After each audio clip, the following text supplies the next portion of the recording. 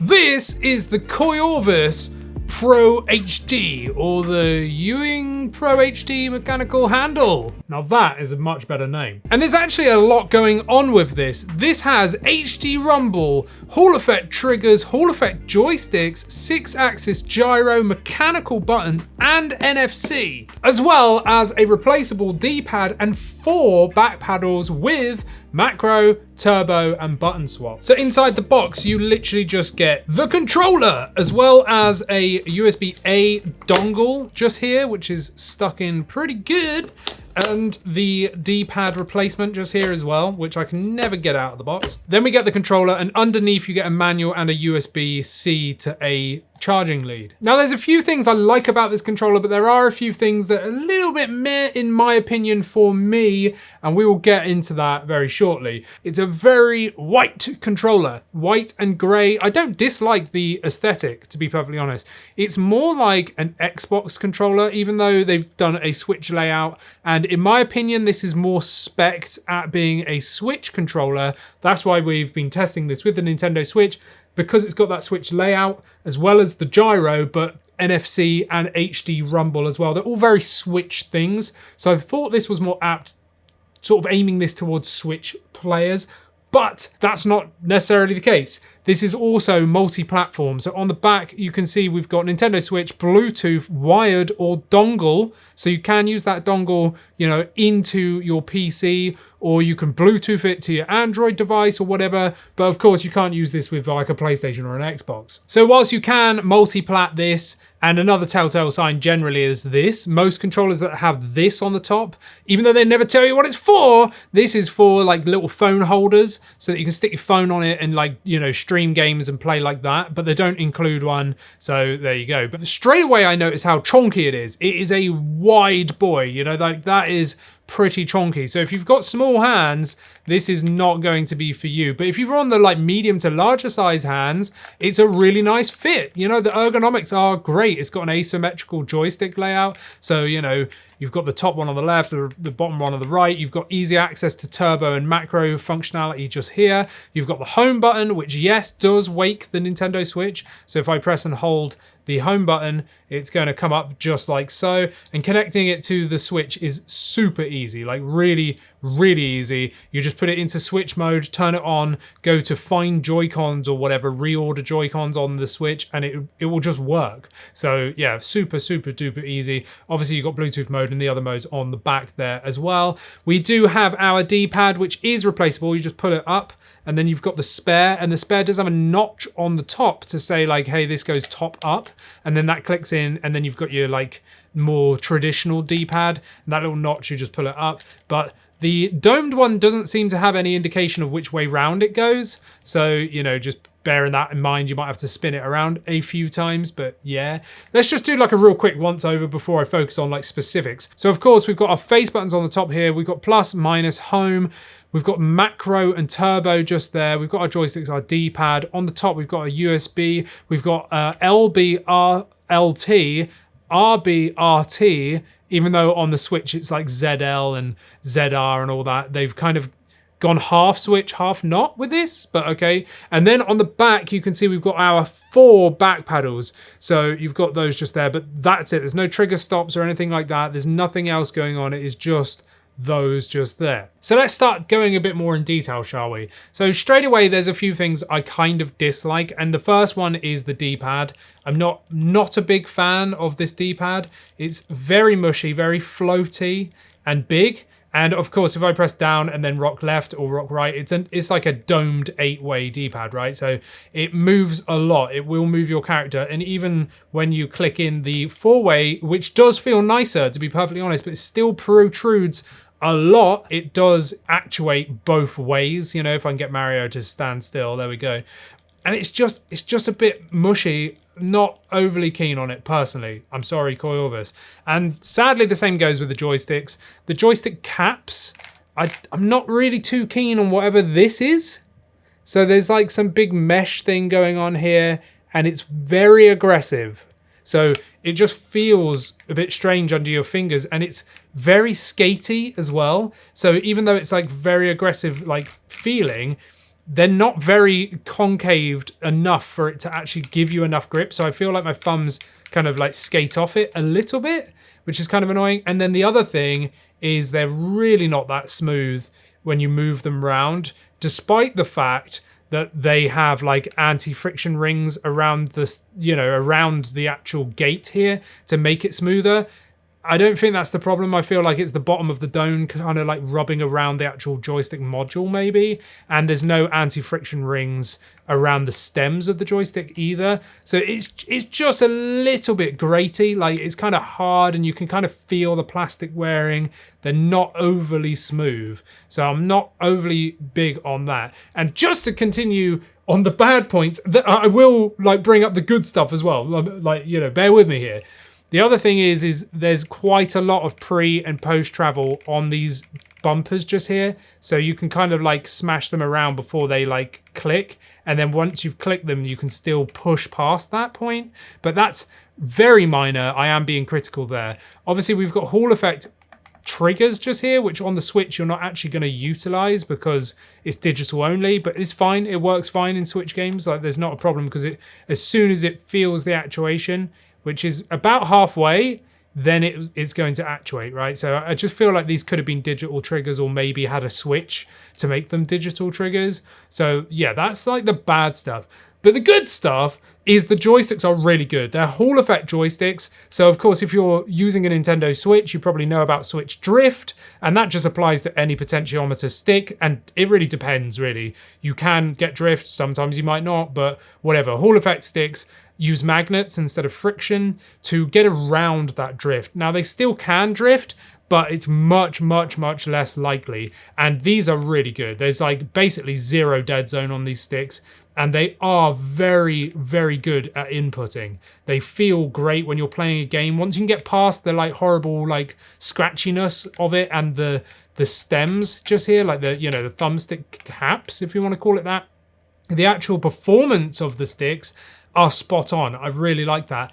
And that leads me on to the face buttons, which is my favorite thing of this entire controller. The face buttons just here physically are great because they are domed and they follow the curvature of the controller, so you get really good ergonomics. But I also love the fact that they're mechanical switches. And there is a tiny bit of pre-travel and a very tiny bit of post-travel, but when you're playing, you don't really notice it. The only thing with micro switch face buttons are, some people might not like the sound, so just take a listen to this.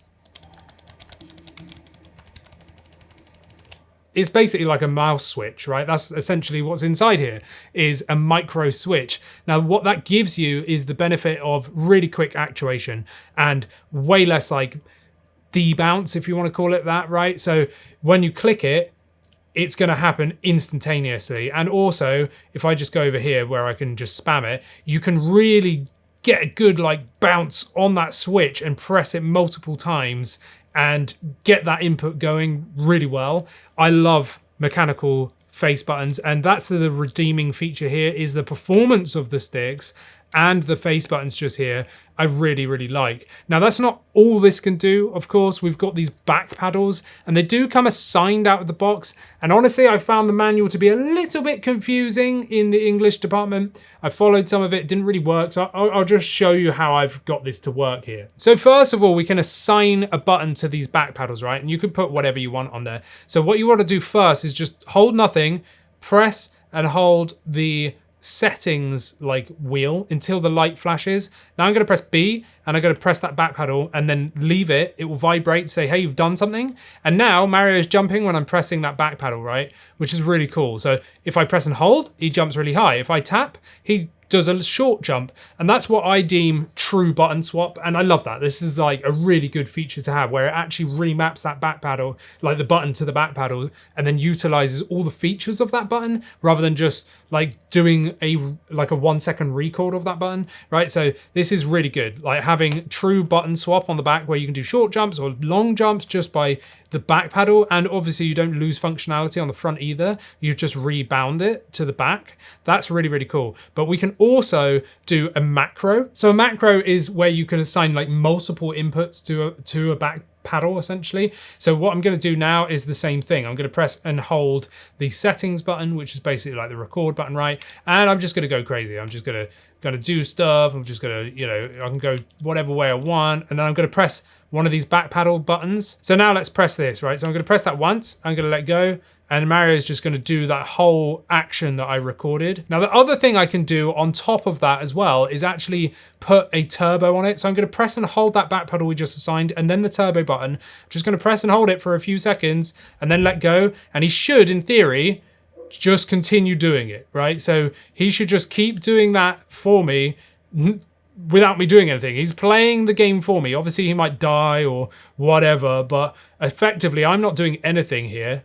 I've just let the controller choose what it's doing based on the fact that I've recorded a series of inputs to the back pedal and then asked it to repeat that for me. Now, if I want to stop it, I want to press the back pedal and the turbo button together, right? And then I'm just going to press it once and it should stop. There we go. Now it's stopped. So now let's talk about that turbo. So I'm going to assign it to jump, right? So I'm going to press and hold the turbo button and B. And now you saw that flash. If I press and hold it, Mario's just going to jump for me without me having to press the button over and over and over again. That's what turbo is, right? And if I let go, he stops. If I press turbo and B again and hold it for a second and let go, now he's going to just do it indefinitely. And if I press it, he's going to stop. If I press it again, he's just going to do it indefinitely for me. And then I can stop it like that. You can change the rate of actuation by pressing and holding turbo and then up or down on the left joystick. And that goes from like, say 5 inputs a second to 10 to 20, something like that. There's like 3 different modes and you can assign how quickly that button's pressed for you, right? And if you want to disable it, press and hold the turbo button and the button that you've assigned and then let go. It will flash a couple of times and now turbo's just turned off. The button's just gone back to normal. So there's some really cool features there, but this does have HD rumble. It's got actual HD rumble, so it's got linear motors instead of like standard ones, you know, instead of big swinging ones, right? So this will actually replicate sound, and that's the whole reason I'm on this level. So what I'm gonna do is I'm just gonna run backwards and forwards on this and get you to hear the motors of the controller, and you'll be able to hear the sound. So take a listen, ready?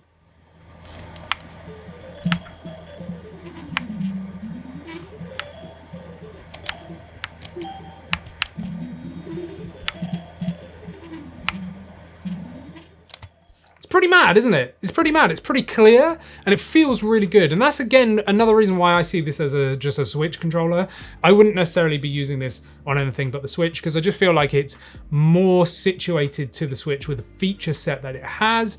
And also then that leads me on to the price point. So this is like $50, which in the UK, I'm just pulling it out of my head here, is around the sort of £45 mark.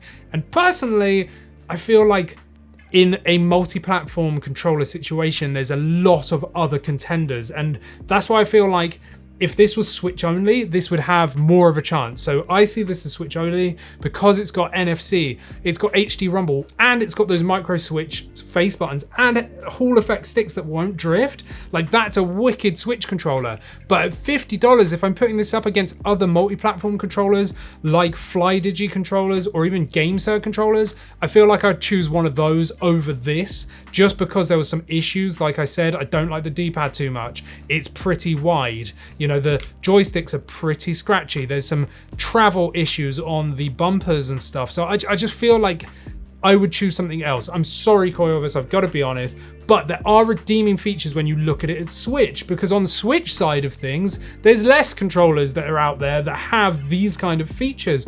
On the Switch, you're looking at other controllers that are way under-spec'd for the Switch that only work on Switch, whereas this, if you were using this as like Switch only in your mindset, but then you went, actually, you know what? I could use this with my phone, or I could use this with my PC. And you see that like multi-platform bit being secondary. This then becomes more relevant. And the other thing is yes, it's $50 on their website. And I feel like personally, that's a little bit too high. If you have a look on like AliExpress, you can find it for around the £35 mark. So probably under $40. And I think that's way more reasonable. I think this was at $40. I'd be able to recommend this a lot more. 50 is like, yeah, if you're a die-hard Switch fan and you want a controller that's going to last you with these kind of features, then go for it, wicked.